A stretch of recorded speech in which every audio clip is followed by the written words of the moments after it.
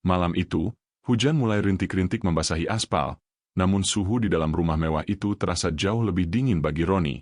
Ia melangkah masuk dengan bahu merosot, tas kerjanya terasa seberat beban hidup yang ia pikul seharian di proyek bangunan. Seragamnya kusam, ternoda sedikit semen dan keringat, mencerminkan betapa keras ia membanting tulang demi mencicil hutang keluarga mertuanya yang menumpuk. Perutnya melilit perih. Ia belum menyentuh nasi sejak siang karena harus mengejar target lembur. Langkah Roni terhenti di ambang ruang makan. Aroma rendang yang gurih dan sambal goreng hati memenuhi udara, membuat rasa laparnya semakin tak tertahankan. Di sana, di bawah lampu kristal yang terang benderang, Ibu Sarah sedang tertawa lebar. Di sampingnya ada Malik, adik ipar Roni yang pengangguran namun selalu tampil perlente, dan seorang pria asing bernama Pak Heru, seorang kontraktor kaya yang sedang didekati Malik untuk urusan bisnis. Lydia, istri Roni, duduk di sana dengan anggun. Namun, saat tatapan mereka bertemu, tidak ada senyum sambutan. Lydia justru tampak gelisah, seolah kehadiran suaminya adalah sebuah aib yang tiba-tiba muncul. Roni mencoba tersenyum, meski bibirnya kering. Ia baru saja hendak menarik kursi kosong di sebelah Lydia saat suara Ibu Sarah memotong udara seperti silet. Berhenti di situ, Roni. Jangan berani-berani kamu duduk di kursi itu. Langkah Roni membeku. Pak Heru dan Malik serentak menoleh. Ada apa, Bu? Saya baru pulang kerja, lapar sekali. Jawab Roni dengan suara serak, mencoba menjaga martabatnya di depan tamu. Ibu Sarah mendengus jijik. Matanya menatap tajam dari ujung kepala hingga ujung kaki Roni. Kamu tidak lihat siapa yang duduk di sini? Ada tamu terhormat. Lihat pakaianmu, dekil dan bau matahari. Kamu mau membuat selera makan Pak Heru hilang karena aroma kuli bangunan. Roni menelan ludah, dadanya sesak. Ia menatap Lydia, berharap istrinya akan berdiri dan membelanya. Namun, Lydia hanya menunduk dalam, tangannya gemetar memainkan sendok. Mas, sebaiknya kamu mandi dulu saja di belakang. Jangan di sini dulu, bisik Lydia tanpa berani menatap mata suaminya. Malik tertawa sinis sambil menuangkan air ke gelasnya. Lagi pula kursi itu buat naruh tas brandednya Pak Heru. Mas, masa kasta kuli mau duduk bareng pengusaha besar? Gak level, kan? Ibu Sarah mengambil sebuah piring plastik kecil, mengisinya dengan sedikit nasi dan sisa potongan tulang ayam, lalu menyodorkannya dengan kasar ke arah Roni. Bawa ini ke dapur atau gudang belakang. Makan di sana. Jangan berani menampakkan muka sampai tamu kami pulang. Kamu itu cuma menumpang di rumah ini, jadi tahu diri sedikit. Piring plastik itu bergetar di tangan Roni. Di tengah tawa Malik yang kembali pecah dan kebisuan Lydia yang mematikan, Roni menyadari satu hal. Di rumah yang selama ini ia biayai diam-diam ini, ia tak lebih dari sekadar sampah yang tidak berhak mendapatkan tempat di meja makannya sendiri. Roni berdiri terpaku di sudut dapur yang gelap, menatap piring plastik di tangannya dengan pandangan kosong. Nasi dingin dan potongan tulang ayam itu terasa seperti penghinaan paling tajam yang pernah ia terima. Di ruang tengah, gelak tawa Malik dan pujian berlebihan Ibu Sarah kepada Pak Heru terdengar seperti sembilu yang menyayat telinganya. Rasa lapar yang tadi melilit perutnya seketika hilang, berganti dengan rasa sesak yang menghimpit dada. Ia ingin sekali membanting piring itu, berteriak bahwa dialah yang selama ini menyokong ekonomi keluarga ini, namun lidahnya keluh. Belum sempat Roni menenangkan diri, Ibu Sarah tiba-tiba muncul di ambang pintu dapur dengan wajah masam. Roni, ngapain kamu bengong di situ? Itu saluran air di balkon atas mampet, kotorannya meluap. Cepat bersihkan sekarang sebelum hujan semakin deras dan airnya masuk ke dalam. Perintahnya tanpa perasaan. Tapi Bu, saya baru mau makan sedikit. Halah, makan saja terus pikiranmu. Cepat kerjakan, atau kamu tidak usah tidur di dalam rumah malam ini. Bentak Ibu Sarah. Roni menghela napas panjang. Dengan tubuh yang masih lemas, ia melangkah menuju teras lantai atas. Begitu ia menginjakan kaki di balkon, langit seolah tumpah. Hujan badai turun seketika, menghantam tubuhnya yang hanya dibalut kaos tipis. Roni menggigil, jemarinya yang kasar mencoba membersihkan sisa-sisa daun dan sampah yang menyumbat saluran air di tengah guyuran air yang membutakan mata. Setelah hampir setengah jam berkutat dengan air yang meluap, Roni akhirnya selesai. Namun, saat ia mencoba memutar gagang pintu kaca untuk masuk kembali ke dalam, pintu itu tidak bergeming. Terkunci. Roni mengetuk kaca pelan, mengira pintu itu tertutup angin. Melalui celah tirai yang sedikit terbuka, ia melihat Malik sedang berdiri di dekat saklar lampu sambil menyeringai lebar. Di belakangnya, Ibu Sarah tampak memberikan isyarat dengan tangan agar Malik tetap menutup pintu. "Lydia! Lydia, buka pintunya! Mas kedinginan di luar!" teriak Roni, suaranya parau beradu dengan gemuruh guntur. Ia melihat Lydia berjalan mendekat ke arah balkon, wajahnya tampak bimbang. Namun, Ibu Sarah segera menarik lengan Lydia dan membisikkan sesuatu yang membuat istrinya itu kembali menunduk dan berbalik pergi, meninggalkan Roni sendirian di luar. 1 jam berlalu. Tubuh Roni mulai membiru. Ia meringkuk di pojok teras yang sempit, mencoba mencari perlindungan dari angin malam yang menusuk tulang. Air matanya jatuh, menyatu dengan air hujan yang membasahi wajahnya. Ia tidak menyangka, setelah semua pengorbanannya, ia akan dibiarkan sekarat seperti binatang di teras rumahnya sendiri. Jam di dinding ruang tamu yang terlihat samar dari luar menunjukkan pukul 11 malam.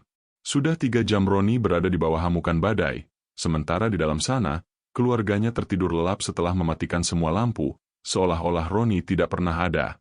Fajar menyingsing dengan sisa-sisa hawa dingin yang menusuk tulang, namun bagi Roni, matahari pagi itu tidak membawa kehangatan sedikitpun. Ia tergeletak meringkuk di sudut teras yang keras, tubuhnya kaku seperti kayu yang terendam air semalaman. Pakaiannya yang basah kuyup kini mulai mengering dan terasa berat menempel di kulitnya yang pucat. Bibirnya membiru, dan setiap embusan napasnya terasa seperti api yang membakar tenggorokan. Ia tidak benar-benar pingsan, namun kesadarannya timbul tenggelam dalam kabut demam yang hebat. Suara pintu geser yang terbuka dengan kasar mengejutkan syaraf-syarafnya yang lemah. Ibu Sarah muncul dengan daster sutra mewahnya, memegang secangkir kopi panas yang aromanya mengepul nikmat. Tidak ada gurat kepanikan atau rasa bersalah di wajah wanita itu saat melihat menantunya terkapar mengenaskan. Ia justru mendecak kesal melihat lantai balkon yang sedikit kotor oleh bekas kaki Roni saat mencoba bertahan hidup semalam. "Bangun! Roni! Kamu pikir ini hotel, bisa tidur-tiduran sampai matahari tinggi?" teriak Ibu Sarah sambil menendang kaki Roni dengan ujung sandalnya. Karena tidak ada respon berarti, Ibu Sarah berjalan ke sudut teras, mengambil selang air, dan tanpa ragu menyemprotkan air dingin tepat ke wajah Roni yang sedang menggigil. Roni tersedak. Air masuk ke hidung dan paru-parunya, memaksanya untuk terjaga dalam rasa sakit yang luar biasa. "Ibu, ampun, Bu, saya sakit." Rintih Roni, suaranya parau, hampir hilang. Tubuhnya bergetar hebat saat ia mencoba merangkak untuk duduk. Lydia muncul di ambang pintu dengan wajah pucat. Melihat suaminya disemprot air seperti binatang, tangisnya nyaris pecah. "Ibu, cukup. Mas Roni benar-benar sakit. Badannya panas sekali. Lydia mau bawa dia ke klinik sekarang," ucap Lydia dengan suara gemetar, mencoba mendekati suaminya. Namun, langkah Lydia terhenti oleh tatapan tajam ibunya. "Klinik? Kamu mau buang-buang uang lagi untuk laki-laki yang cuma kena hujan sedikit saja sudah manja begini? Ini cuma taktik dia, Lydia. Dia sengaja akting sakit supaya tidak perlu bekerja dan bisa terus menumpang di rumah ini," bentak Ibu Sarah. Ibu Sarah kemudian menatap Roni dengan tatapan penuh kebencian yang mendalam. "Cepat seret badanmu itu ke bawah. Bersihkan dapur, lalu cuci mobil Malik sampai mengkilap. Dia ada janji penting pagi ini. Kalau sampai kotor, kamu tidak akan dapat jatah makan sampai besok." Roni menatap Lydia, berharap istrinya akan menariknya berdiri dan melawan ketidakadilan ini. Namun, Lydia hanya berdiri mematung, menundukkan kepala saat ibunya mulai menarik lengannya untuk masuk kembali ke dalam. Di tengah rasa pening yang mencekam, Roni menyadari sebuah kenyataan pahit. Di rumah yang selama ini ia rawat dengan peluh dan air mata, ia tidak lebih berharga dari sekadar keset kaki. Hatinya yang hancur mulai membeku, sekeras tekad yang tiba-tiba muncul di balik matanya yang merah. Kepalanya berdenyut seirama dengan detak jantungnya yang tak beraturan. Namun Roni tetap memaksakan jemarinya yang gemetar untuk memeras lep kain di ember. Setiap gerakan terasa seperti tarikan beban bertonton pada ototnya yang meradang karena demam. Di bawah terik matahari pagi yang mulai menyengat, ia harus menggosok mobil mewah Malik hingga mengkilap, sementara keringat dingin terus bercucuran dari pelipisnya. Di dalam rumah, sayup-sayup terdengar suara tawa Malik dan Ibu Sarah yang sedang menikmati sarapan mewah, seolah-olah keberadaan Roni di luar sana hanya dianggap sebagai mesin pembersih otomatis, bukan manusia, apalagi menantu. "Woi, Roni! Selesai cuci mobil, Bersihkan kamar gue. Berantakan tuh, jangan lupa buang sampah-sampahnya. Teriak Malik dari jendela lantai 2 sambil melemparkan sebatang puntung rokok yang masih menyala ke arah kaki Roni. Roni hanya mampu memejamkan mata, menahan amarah yang mulai membakar di balik rasa lemasnya. Dengan langkah gontai, ia naik ke lantai atas. Kamar Malik adalah gambaran nyata dari kemalasan yang dimanja. Botol minuman keras, puntung rokok, dan pakaian mahal berserakan di mana-mana. Saat Roni sedang membungkuk untuk memungut tumpukan baju kotor di bawah meja kerja Malik, tangannya menyenggol sebuah amplop coklat besar yang terselip di balik laci yang tidak tertutup rapat. Amplop itu terjatuh, isinya sedikit menyembul keluar. Rasa ingin tahu mengalahkan rasa sakitnya. Dengan tangan gemetar, Roni membuka isinya. Seketika, rasa dingin yang lebih dahsyat dari hujan semalam menjalar ke seluruh tubuhnya. Itu adalah surat peringatan terakhir dari sebuah bank swasta dan rincian transaksi pinjaman online ilegal yang nilainya mencapai ratusan juta rupiah. Mata Roni terbelalak saat membaca baris demi baris dokumen tersebut. Ternyata, Malik telah memasukkan tanda tangan Ibu Sarah untuk menjadikan sertifikat rumah mewah ini sebagai jaminan utang judinya yang menumpuk. Yang lebih menyakitkan, Roni menemukan bukti transfer bahwa selama ini uang jutaan rupiah yang ia berikan setiap bulan kepada Ibu Sarah, yang katanya untuk biaya perawatan rumah, ternyata langsung dialirkan Ibu Sarah ke rekening Malik untuk menutupi bunga utang tersebut. Jadi selama ini, aku diperas hanya untuk memberi makan setan ini, desis Roni dengan suara bergetar. Tiba-tiba, suara langkah kaki terdengar mendekat ke arah kamar. Roni dengan cepat melipat dokumen itu dan menyelipkannya ke dalam kaosnya yang masih lembab. Jantungnya berdegup kencang. Ia tahu, dokumen di balik bajunya ini adalah bom waktu yang bisa menghancurkan keluarga ini, atau justru menjadi satu-satunya tiket bagi Roni untuk membalikan keadaan. Saat pintu terbuka dan wajah angkuh Malik muncul di ambang pintu, Roni tidak lagi menunduk. Ia menatap Malik dengan sorot mata yang berbeda, sorot mata seorang pria yang baru saja menemukan kunci untuk meruntuhkan istana durhaka tersebut. Roni melangkah keluar dari kamar Malik dengan jantung yang berdegup kencang. Dokumen panas itu terasa seperti membakar kulit dadanya di balik kaos yang lembab. Ia berusaha bersikap senormal mungkin saat melewati Malik yang masih menatapnya dengan penuh selidik di depan pintu. Roni ingin segera masuk ke kamarnya, mengunci diri, dan mencerna semua kegilaan yang baru saja ia temukan.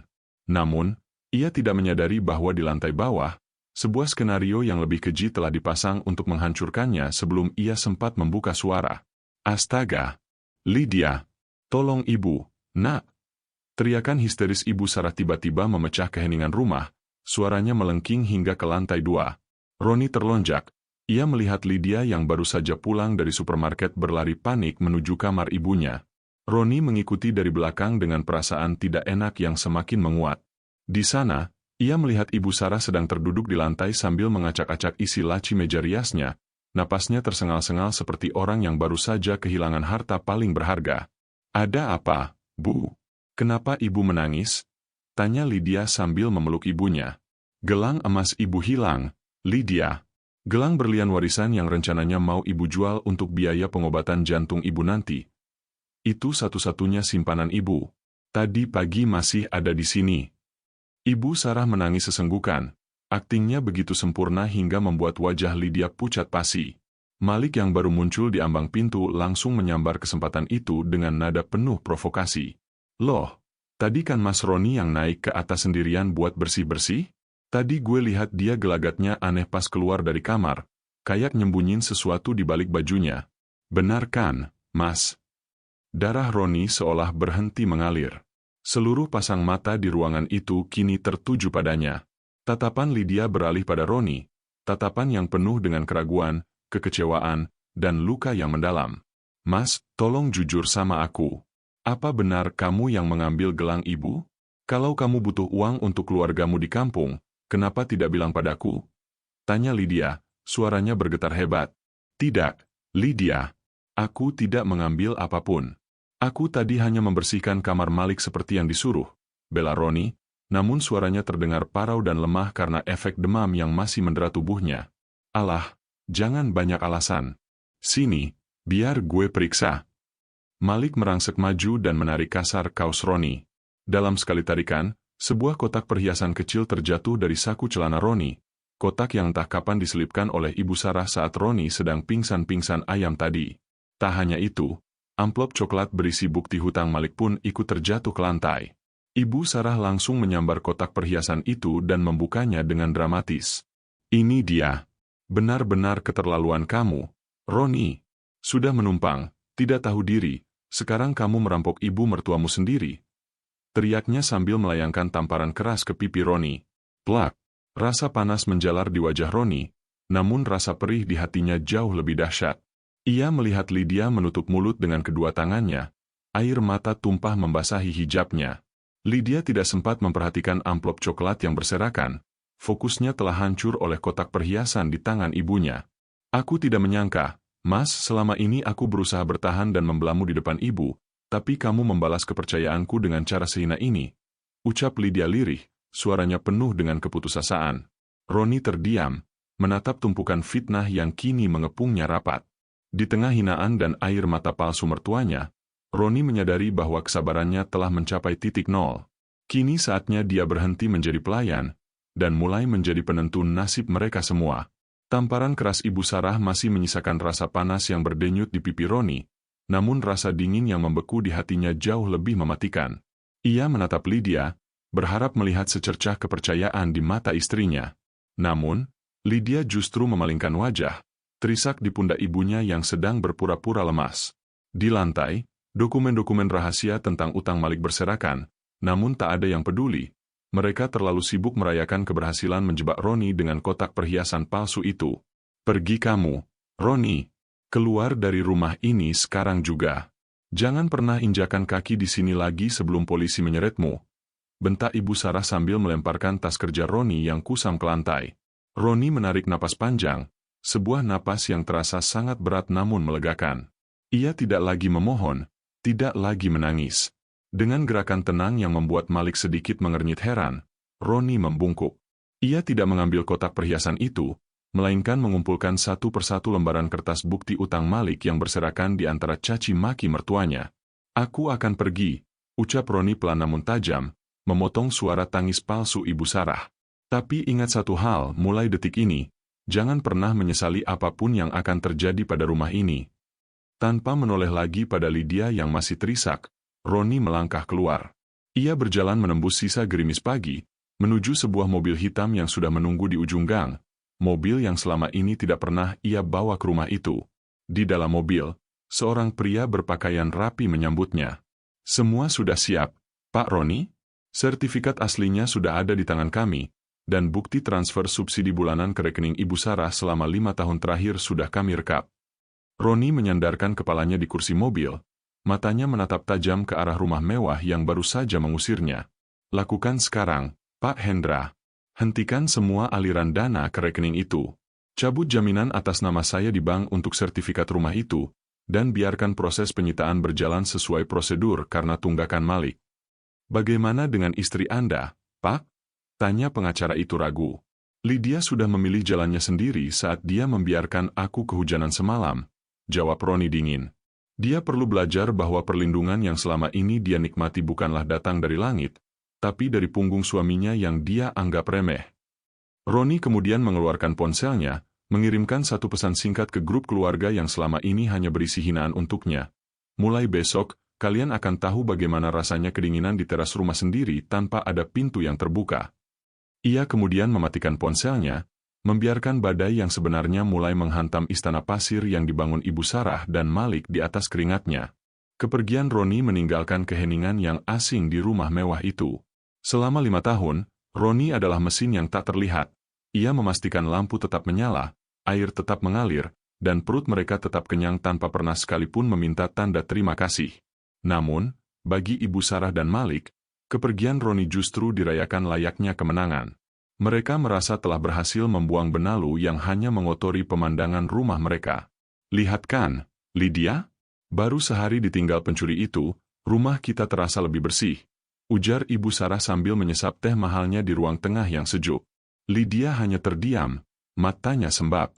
Ia menatap kursi meja makan yang kosong, tempat di mana 2 malam lalu ia membiarkan suaminya diusir tanpa pembelaan. Namun, ketenangan itu hanya bertahan hingga tengah hari. Tiba-tiba, suara dengung pendingin ruangan, AC, yang biasanya menderu halus mendadak mati. Lampu kristal di plafon berkedip beberapa kali sebelum akhirnya padam total. Televisi besar yang sedang ditonton Malik pun menghitam. "Malik, kenapa lampunya mati? Kamu lupa bayar tagihan?" teriak Ibu Sarah kesal. "Mana mungkin, Bu. Kan biasanya si kuli itu yang urus otomatis lewat ponselnya," jawab Malik sambil menggerutu, mencoba menyalakan ponselnya yang juga hampir habis baterai.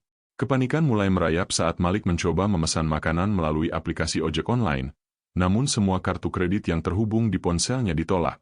"Kartu gue diblokir. Semua kartu atas nama Roni nggak bisa dipakai lagi," teriak Malik dengan wajah pucat pasi. Puncak kengerian terjadi ketika sebuah mobil hitam berhenti di depan pagar.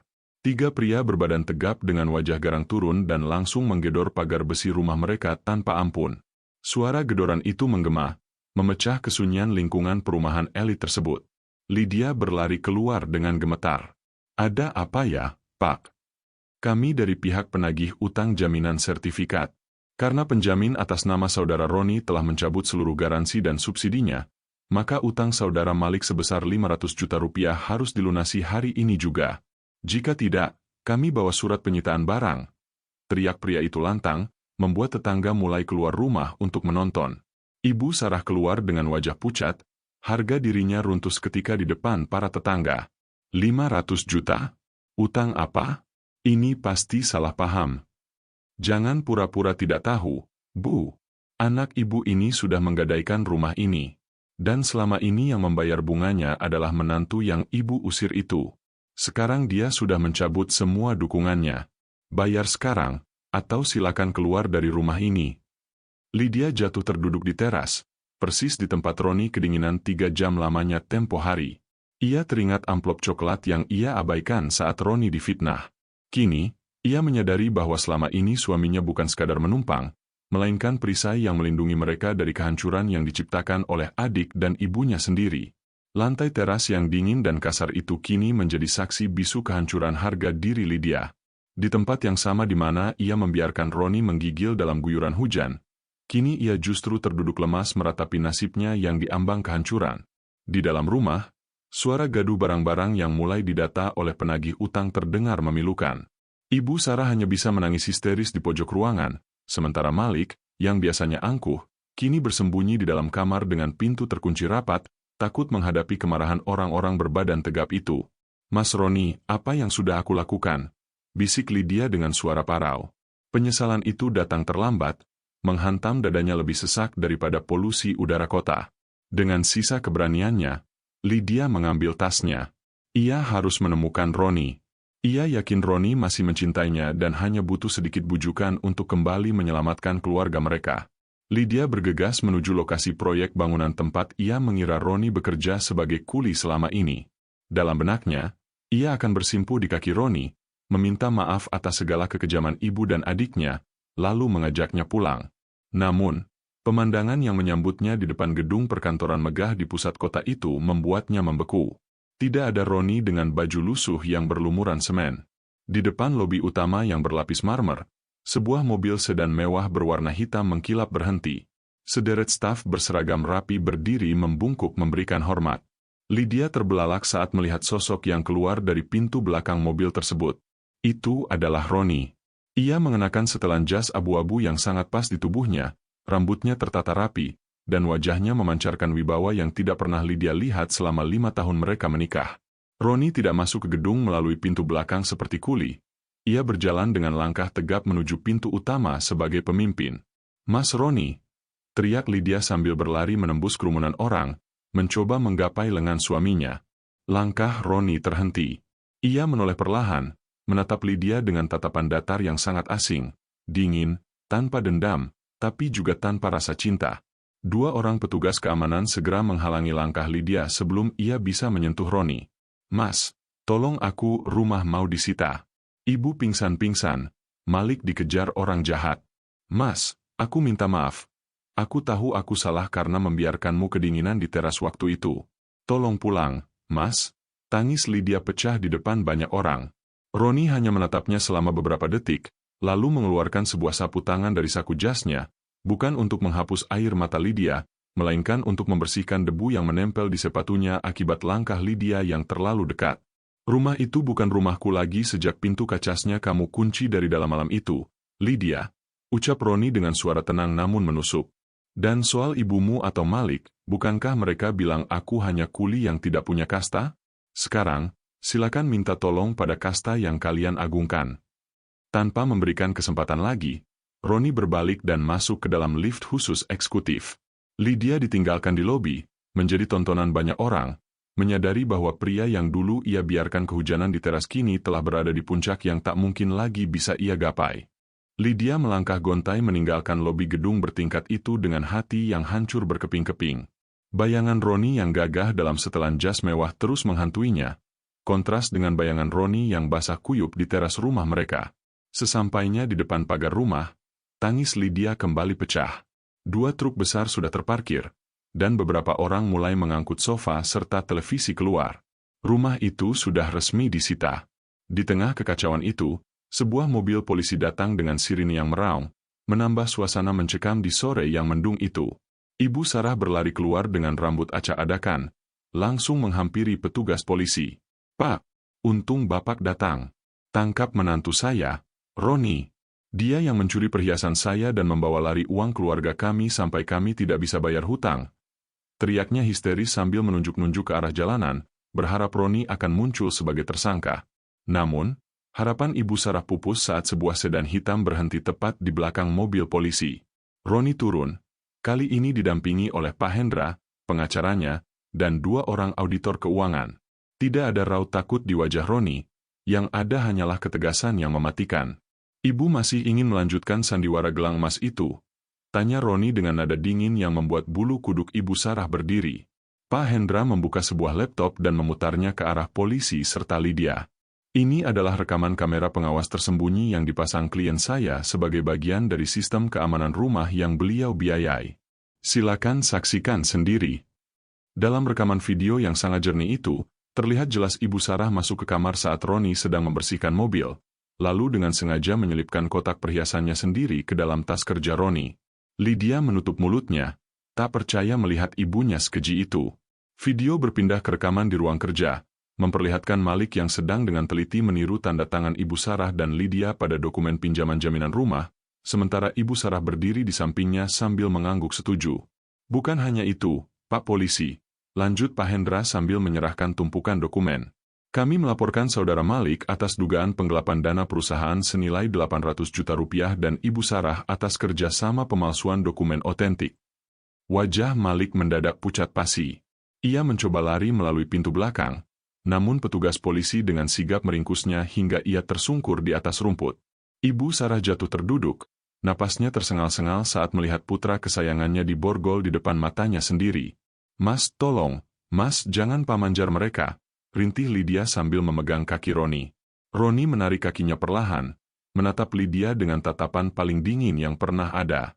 "Mereka tidak hanya menghancurkan ekonomiku, Lydia. Mereka menghancurkan kehormatanku sebagai laki-laki, dan kamu membiarkan mereka melakukannya." Roni kemudian menoleh ke arah petugas. "Lanjutkan proses hukumnya, Pak. Saya tidak akan menarik laporan ini." Mobil polisi itu perlahan menjauh, membawa Malik yang meraung-raung ketakutan di balik jeruji besi jendela mobil.